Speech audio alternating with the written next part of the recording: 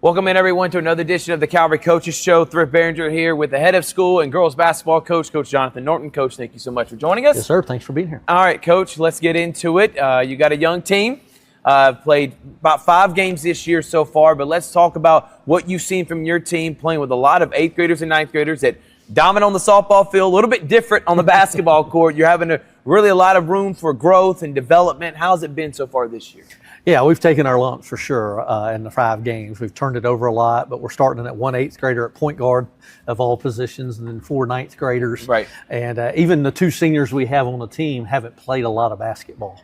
And so we're in practice. It's basic fundamentals, dribbling, passing, catching, shooting. But it's a great group of girls. They're eager to learn. They're good athletes. They're competitive. And so we've seen growth and progress each and every game. And it's going to be really good to see when we go second time around through our region and teams we've played already once to see how much we've improved the second time around we played. All right, let's talk about some of the things that you would like to see here in this second half. You talk about the athleticism. You got girls that are obviously very athletic that can really play great defense. It's just learning the nuances of how to play basketball.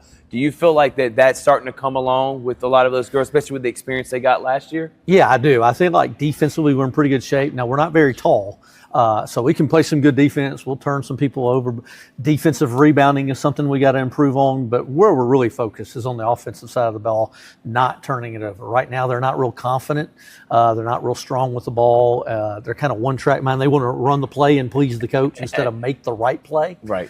So we turn it over a lot. So in the second half of the season, coming out of the Christmas break, we want to protect the ball. We want to get more shots, and then I think when we do that, the speed of the game will get used to it, Gotcha. and those shots will start falling when they get comfortable with the speed. Let's talk about Charlie, how she's done. Her, Allie. I mean, you're having young guards take on a lot of responsibility, learning your offense, understanding how do you feel like their progression is coming along at the guard position. Good, and Allie's learning curve's been the biggest because this is her first year on varsity. Right. And again, at the point guard position as an 8th grader, one of our better shooters. She struggled shooting the ball early. Again, I think it's because of the pace of the game. She's probably hurrying her shot a little bit, but she's taking the right shots. But she's been limiting her turnovers from the game 1 to game 5. Her turnovers have gone steadily down, which is good because she's gotten used to it, strong with the basketball. Charlie just makes plays on both sides. She can drive it to the basket. She's one of our best rebounders, even at a guard position. Right. She had 10 rebounds the other night. Right. She had like 6 steals. She gets her hands on a lot of balls. So we're just trying to get her now when she drives to drive to score. She looks to pass almost too much. Right. We would prefer her to look to shoot a little bit more. Maddie Davis. I saw her. I forgot what game it was. I think it was Shaw. She ran over a poor girl. I mean, I'm talking about she is very physical, very strong, and she doesn't back down from anyone. Right. When she starts putting it all together defensively, I think she's going to be able to guard almost anyone, especially in the GIAA. How do you feel like she's coming along and seeing her as such an incredible athlete? Once she starts figuring it all out, it's going to really come together. Yeah, so Maddie's one of our better defenders. She's one we'll use if we have to go boxing one or something. She's the one who's going to play man-to-man. She's actually shooting the ball really well. She's the best shooter on our team currently. Right. She's shooting over 50% from 3. And so that's been a pleasant surprise. She's just got to get better handling the basketball, and she kind of plays inside and out for us. Right. She's one of our better rebounders. And as you said, when she figures it out, she doesn't have the same confidence on the basketball court that she does on the softball field. And if we can translate that confidence to basketball, the sky's the limit for her. All right, let's talk about your coaching staff. Guys like Coach Halstead, who won a state championship on the softball field, helping out, Grant Smithwick, and some of the other legendary coaches that you have. Talk about your coaching staff that has made it possible to help grow and develop these young girls. Well, I'm blessed because, one, serving as the head of school and then a coach as well. Time gets a little crazy sometimes. And so Coach Halstead not only has been a successful coach, with these young ladies. He's coached these young ladies their entire middle school career on the basketball court as well as on the softball field. So he knows them as well as anybody, which is super helpful. Coach Smithwick is a legend here at Calvary. Scored a whole lot of points as a point guard. And so having his knowledge, his love for Calvary, his daughter's on the team this year, which helps as well. So is Coach Halstead. And then we have Coach Dunn, who's been at Calvary, I think, 12, 13 years. Right. and she brings her experience. She also brings the female's perspective, which us guys need. And then we have Coach Lawrence Miller, who played at the college level. So I'm blessed. We have a lot of folks to help us. They all have the right heart to just pour into these young ladies and help them grow and develop. And understand that it's not just about basketball either. That's the big part. We're with head of school and head girls coach Jonathan Norton, and his Lady Knights got to take on a tough test, defending back-to-back state champion Pacelli. I know that's going to be a learning experience for your girls, but I know you're excited for the challenge heading to region play. That'll be my last question, because I do want to ask a few things about the head of school part of it and talk about how awesome this place is and how long you've been here for the last couple of years. But talk about preparation for Pacelli after playing strong. Right? What's the expectation? What's the mindset with your girls? Really, we're focused more on ourselves. I mean, we'll give them just a watered down scouting report, if you will. Here's what we need to expect from Pacelli. We need to focus on ourselves and what we're doing offensively to not turn the ball over. Right. If we can get a good quality shot every possession, whether it goes in or not, that's the least of our concern. We just want to get a good shot. And then on the defensive end, make them work to get a shot, and then make them work to get a rebound and help keep them off the glass. So we know it's a tall task. They're one of the best teams in the state year in and year out, and we're just not there yet. So it's a good measuring stick for us. Well, I can't wait to see it tomorrow at 6 o'clock. Coach, let's talk about the head of school part. Matt Bell, what does his addition mean to this school? A guy that is, if you had, it'd be Hall of Famer in the education world. Talk about, and then not only that, he was also a great basketball coach and player back in the day. Talk about what his addition meant. Well, you know, I've known Matt for over 30 years, going back from our CSU days, and we joke about it, but he really is in the CSU Education Hall of Fame, School of Education, and his experience is just incredible and invaluable. I mean, he brings a lot of experience, a very level, calm head. He loves students, and he loves our teachers, and he loves really coming alongside helping our teachers. So his influence in our high school, his leadership in our high school has meant the world, and we've seen tremendous growth out of our faculty, our staff. The camaraderie is really excited, and even our students' behavior's better. I mean, just school spirit is up, because he rewards our teachers, our faculty staff, when they come to events. And so you see high school faculty staff, especially, at pretty much every event. There'll be 2, 3, 4, 5 teachers here. And so it's been a blast having him on board and get to see him work in action firsthand. Yeah, I've seen him at almost every sporting event that we broadcasted, which is awesome, man. And talk about this year as a whole, kind of a state of the union with Calvary. How do you feel like the school year's going as you're about to start the second semester? Or you feel like it's going pretty good this year? Yeah, I feel it was great. Our enrollment's up. It's the highest it's ever been. We're just over 920 students. Running out of spaces, aren't you? We are. Space is our biggest challenge, and we know that, but we've had some very generous people in the community come alongside of us to help us with some of the space needs, help us with beautifying our campus with landscaping projects and different things. And so every program is growing at Calvary, not just academically and student enrollment, but fine arts, athletics, everything is growing and flourishing and doing a great job. I can't take credit for any of it. We have great leaders, whether it's Steve Smith, our athletic director, Lauren Wood, our fine arts director, or all our principals and our faculty and staff just do an amazing job. So we're really blessed, and the sky's the limit for us. We just think we can keep going upward.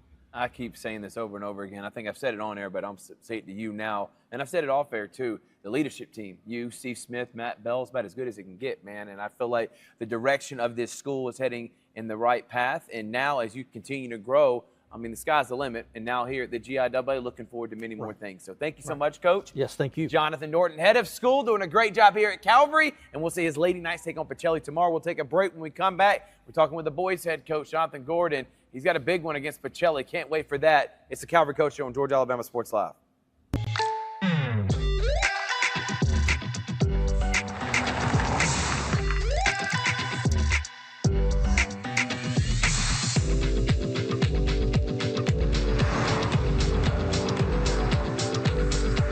For your surprisingly great rates, contact your local State Farm agent today.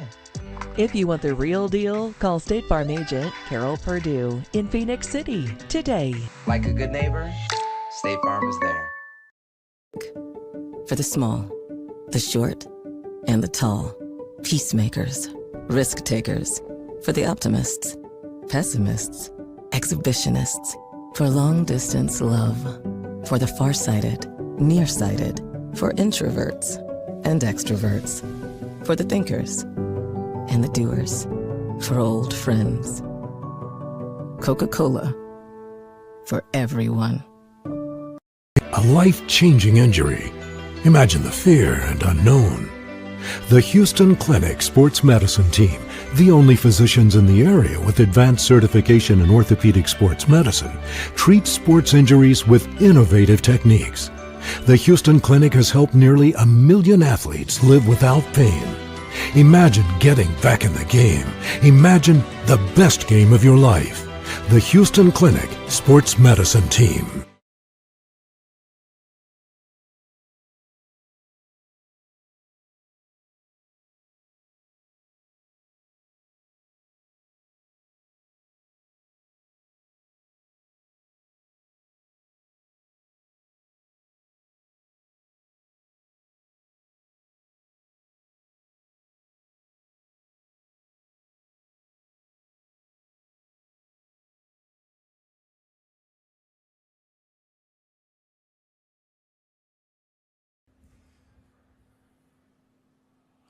Welcome back, everyone, to the Calvary Coaches Show here, Georgia, Alabama Sports Live in the Calvary Gymnasium, and I am with the head boys coach, Jonathan Gordon. Coach, yes, sir. How you doing, brother? Thank you so much for joining us, man. Yes, sir. 10-3, your team, top 5 in the GIAA rankings.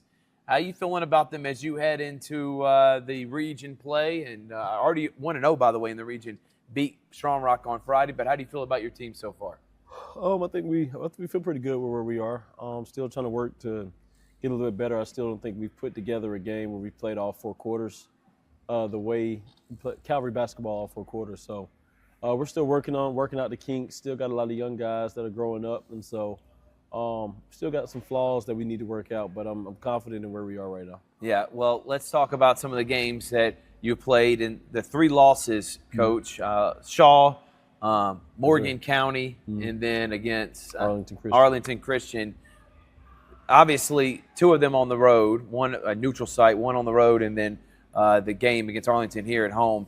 All of them close games. All of them you had a chance to win. What are some of the improvements you want to see from your team as you get into region play? I'm starting to realize that we struggle with some physicality.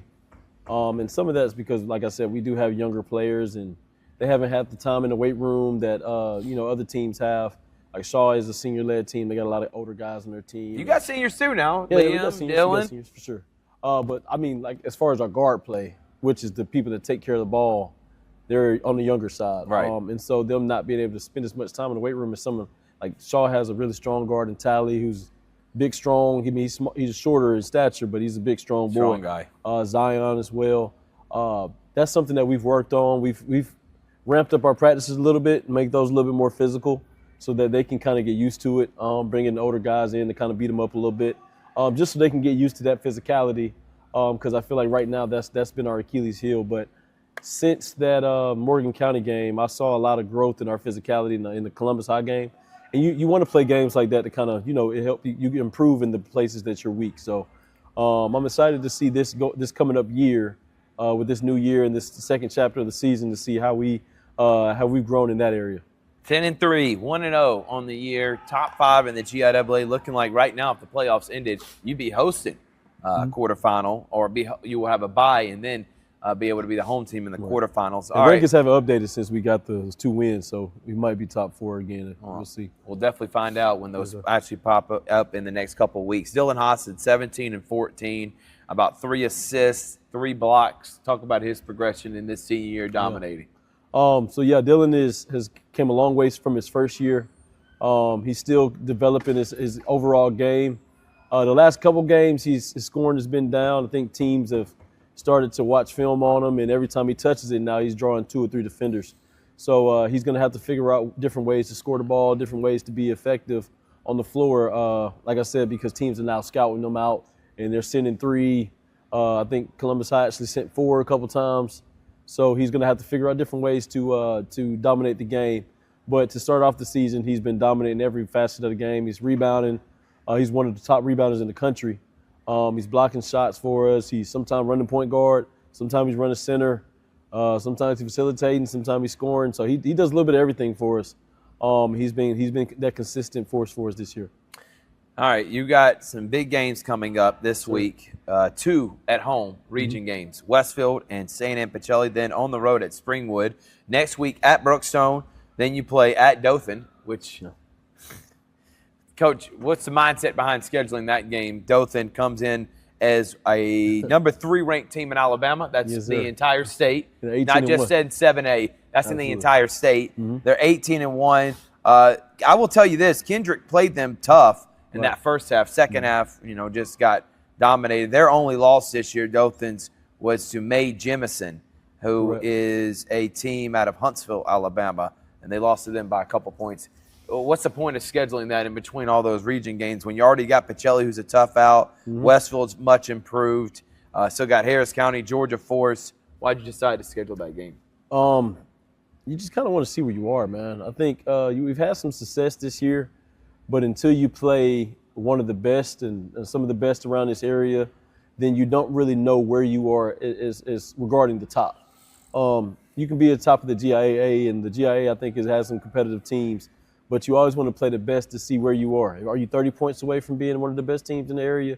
Are you 40 points away? Are you 1 kid away? Are you this much development away? You want to know where you are in the grand scheme of things. Obviously, we're happy about where we are in the GIA. Obviously, a state championship would be something that would be really cool for our program. But these guys want to know where they are atop of Georgia, atop of Alabama.